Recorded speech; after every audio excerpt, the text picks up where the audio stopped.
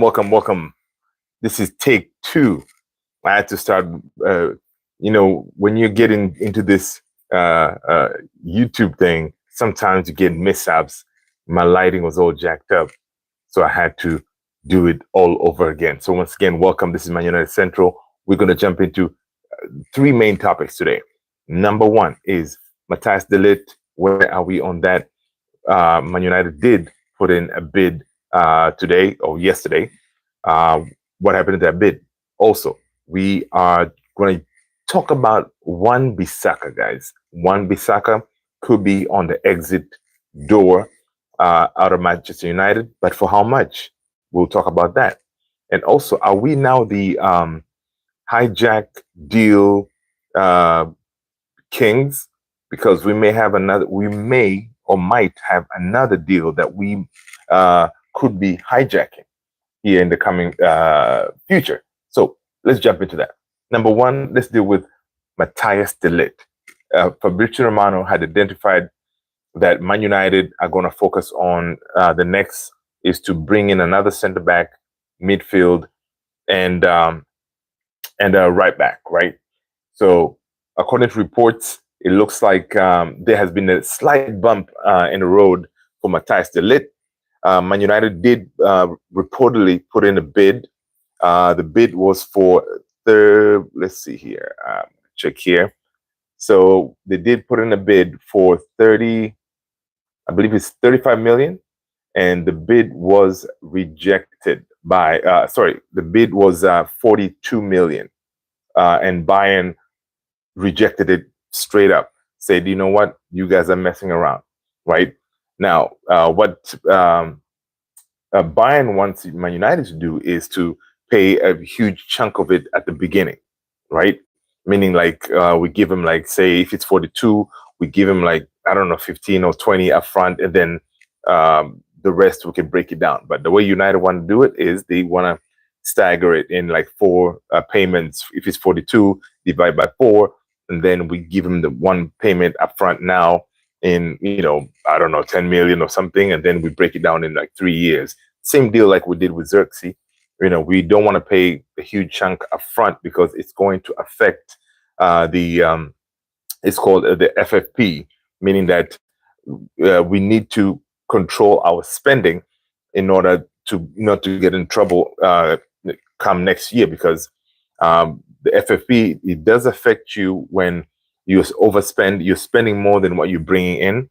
And so far, Man United, we are not in the Champions League. We are in the Europa, so there is some money coming in, but it's not like that.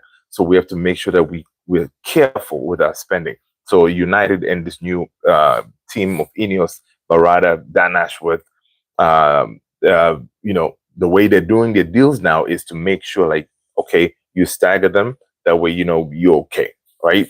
So with this deal with Matthijs de Ligt, obviously we know Matthijs de Ligt has already agreed personal terms with Man United.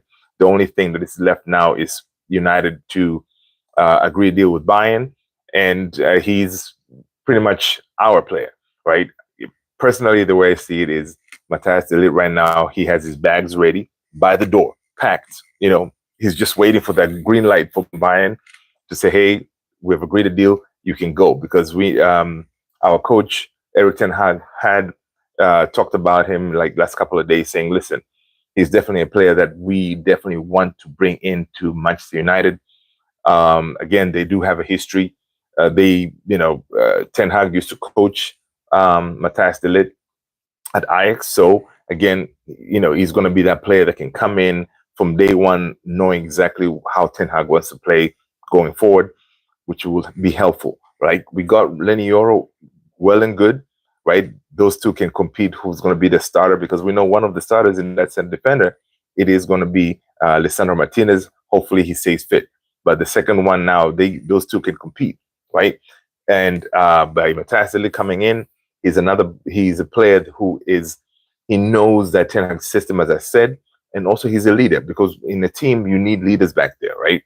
And Lenny Yoro, who obviously we signed him for more money, and that first game we saw him, he was incredible, man. He did not look like an 18-year-old player. He, handled himself very well.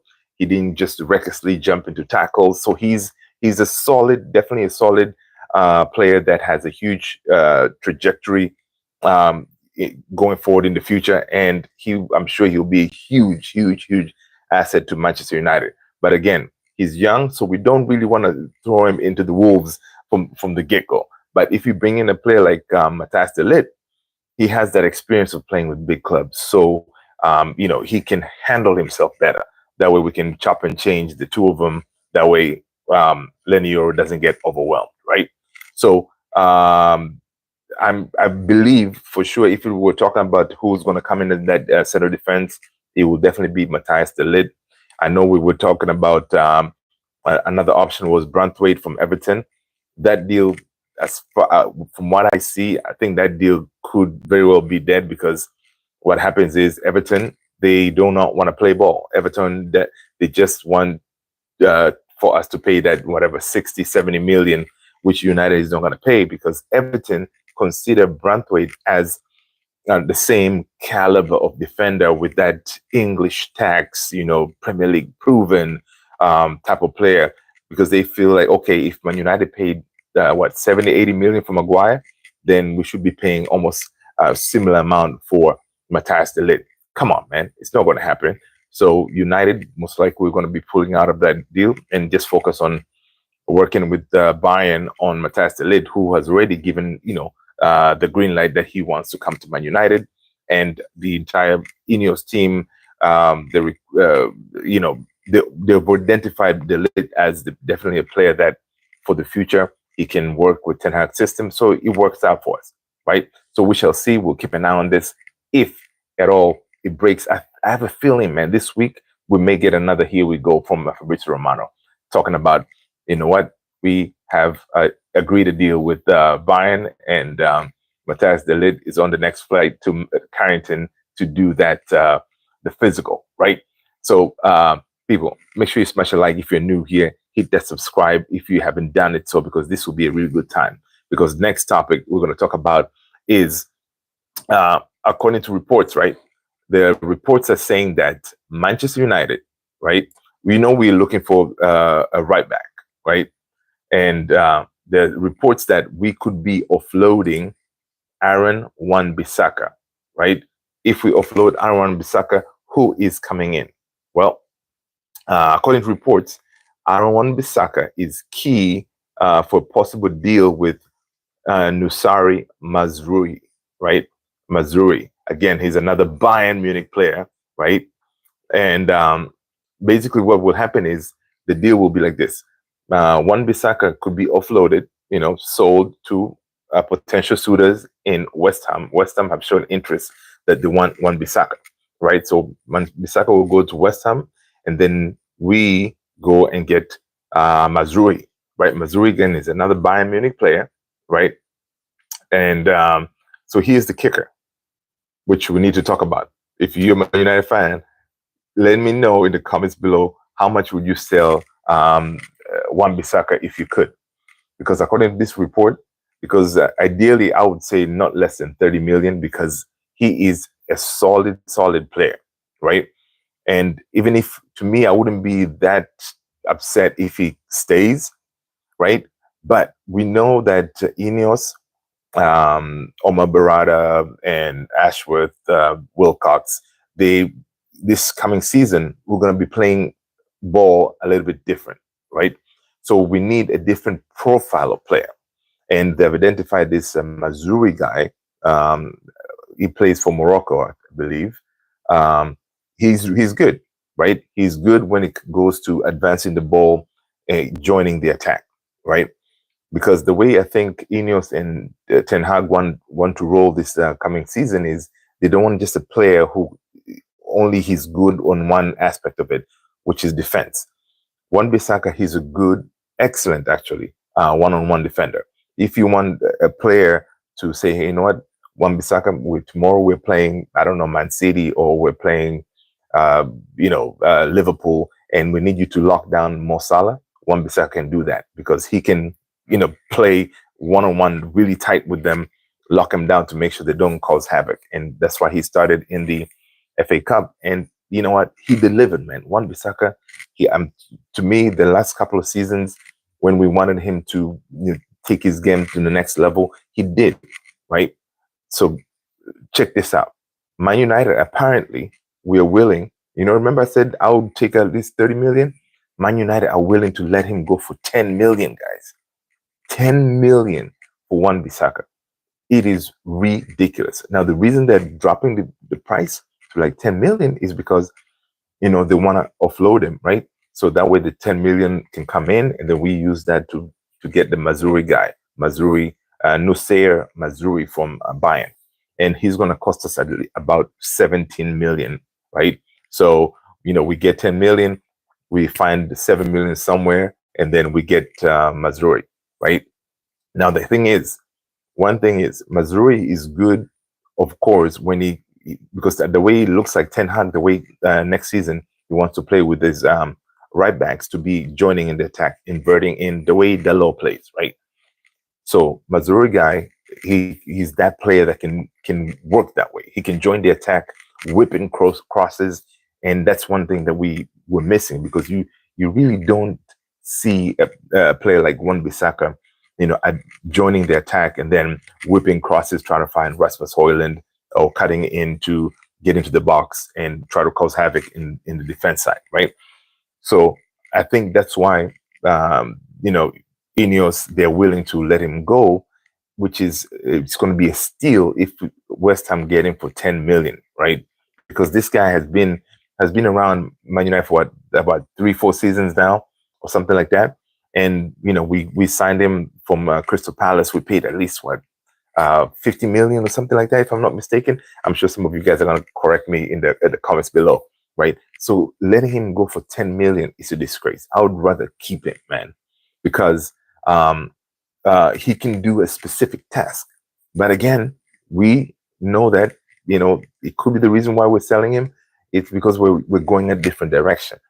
So I don't know, man. I don't know. 10 million is way, way, way too low, right? Imagine we signed Mason Mount from Chelsea, that we paid 50 million or 60 million. He had 1 year left in his contract. One Bissaka has 1 year left in his contract. So even if you sell him, right, you don't want to sell him that cheap of a price, because it's like you are giving him away. You might as well just let him leave for free. 10 million is chump change for most of these Premier League teams, right? So I hope that is not the case, that if we're going to let him go, at least let's get at least 20 million or something, man. All right, or 25. That way we can reinvest that money in another player. But the way it looks, United, they're trying to force this deal quickly. That way, we can bring in Mazraoui. We can be like a double deal from Bayern Munich. We get Mazraoui, he comes on this side, and also we continue working on the Matthias de Ligt deal. So I want to hear from you guys in the comments below. How much would you let Wan-Bissaka go? Would you let him go, or you'd rather keep him, right? Give him another contract? What do you say? He has 1 year left. By next summer, obviously, if we don't tie him down a new contract, then he can live for free, which obviously you don't want to do that. And that's something that Ineos, they're not, with this new strategy of recruiting players, bringing in new players, they do not want to lose money to let him go for free. So I guess this could be a deal, one of those, like they were like, okay, you know what, worst case scenario, we can take a loss, but at least we are offloading a player that Ten Hag does not feel can work in that new system the way they want to play, right? Again, it's disappointing to see him if he was to leave for that cheap bargain of a price. All right, so let me know in the comments what you guys think. Smash a like, people, if you're new. If you haven't subscribed yet, come on, subscribe to the channel. It helps the channel. I appreciate you being here, hanging out with your boy. It's a late one. I just wanted to jump in here and talk about a couple of these deals, and let's see what else we have. Okay, talking about hijacking. I think Man United, man, we are becoming the hijack kings of the transfer market, right? Because I'm seeing report that Man United are trying to hijack Yusuf Fofana deal to AC Milan, right? We've already hijacked Xerxes from them, right? already hijacked Xerxes because Xerxes was going to AC Milan. We stepped in. We said, Xerxes, listen, our project at Man United, it's a bigger project. We are going places. We're going to win trophies. We are going to places, right? So listen, you're young. Come and join Man United, the Ineos revolution. And you know what? Xerxes was like, you know what? I'm sold, man. Come on. So boom, he, instead of going to AC Milan, he's now wearing the greatest jersey of all times. It's Man United, right? So it looks like we may be working on hijacking Fofana. Now, Fofana, listen, he will be a really good option in that midfield because our number one target for midfield we know is Ugarte, right? Now the thing with Ugarte is PSG, they're trying to play a little some hardball because they value Ugarte at like 70 million, right? They know for a fact we're not going to pay them 70 million, right? But so if by any chance if um, PSG doesn't want to play ball, they want to stick with their guns with the 70 million, which I hope they don't, because the thing that could be advantageous for us is the agent that's behind some of these deals, the one who helped us with the Xerxes deal, with the Lenioro deal, and Ugarte is Jorge Mendes. So again, he's one of those super agent who can kind of work deals out, say, hey, PSG, I know you guys want to go for João Neves, and it's going to cost you like 60 million. So it may be advantageous for you guys to work a deal with Man United, lower your asking price. That way, Ugarte can go to United, right?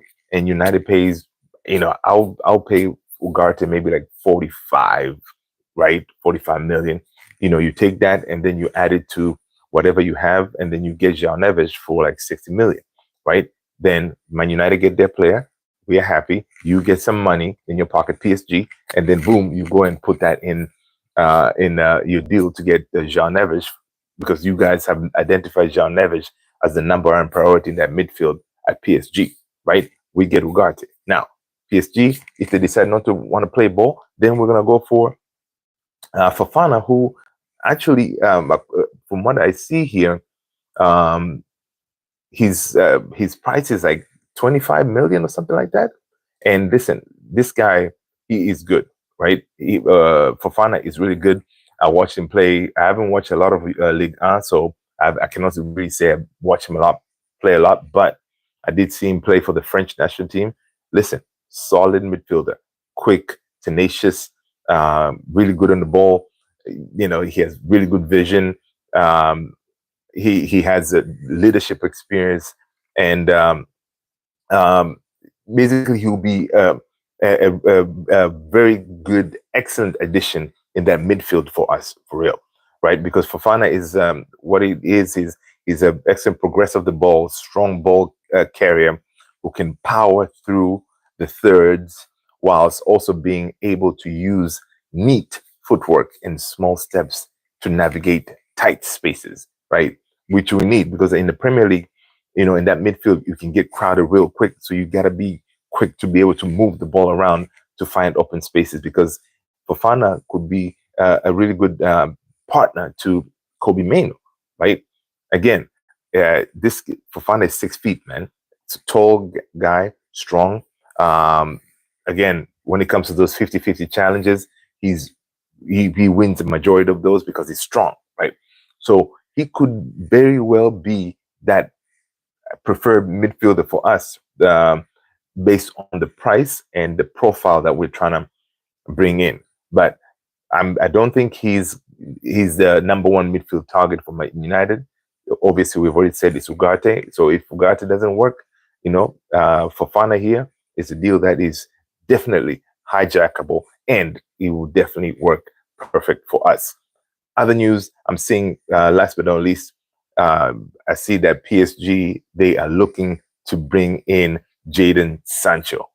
Guys, listen, Jadon Sancho just go back into the team, into Man United after being in exile for a while, right? I don't know how you guys feel about Jadon Sancho being back. Honestly, you know what? I'm all up for giving players or people a second chance. That way, you know what? he can rehabilitate himself, get himself back to the good graces of Man United fans and the team. So if PSG can come and get him for say 40, 45 million, let's do 50. Let's not be greedy. Let's do 50. I'll be happy. He can go, right? But even if he stays, I'm cool with it, because I think if he stays, he knows that he has to prove himself all over again to the Man United family, right? He has to prove, because the way he forced that on loan move to Dortmund, right? We needed him during that season where we had bare like 100, like a whole bunch of injuries, and he chose to say, you know what, nah, man, I'm going to be chilling at home. He didn't want to play. He didn't want to support the team, and he got his loan move to Dortmund. Now he's back because Dortmund, obviously they don't have the money to buy him, and Dortmund cannot afford his weekly salary of about 300K, 300K a week, right? Which is crazy money, and not a lot of teams can afford that. One team that can is PSG, because they do have the money, right? That's one, and also PSG is looking for that big name player, right? Because PSG lost Kylian Mbappe to Madrid, right? So they're on the hunt for that another big name to bring more eyeballs into the Ligue 1. People can watch. I know they're working on other deals like Victor Osimhen to bring him in. So they're working on multiple deals. But again, with the PSG, money is not an issue for them. They can make it work, right? So we shall see what happens. Listen, guys, let me know in the comments below what you think about Wan Bissaka leaving for crazy cheap 10 million. Let me know what you think about Matthijs de Ligt. You think we're going to get a here we go? And also for here we go from Fabrizio Romano saying, hey, Matthijs de Ligt is on the next flight to Carrington to do his physical. Is it going to be this week? I have a feeling it's going to be this week, man. I don't know why I keep on thinking it's going to be like a Wednesday thing. We may get some news, right? And then also Fofana. What do you think of Fofana? Would you rather have Fofana or Ugarte if you were to choose? And any thoughts on Fofana, if he's going to work with our system? And also Jadon Sancho, what do you think? Have you forgiven him for the way he treated us last season? This man, one more thing. This man went to Bayern and he kissed the badge. Come on, man. You don't do that, right? You are a Manchester United player. You don't go to not to Bayern, to Dortmund, and then you take a picture kissing the badge. No. It's a disgrace, right? So you guys let me know what you think about all these stories. I'm going to talk to you in the next one. I appreciate you being here. Smash a like. Peace out.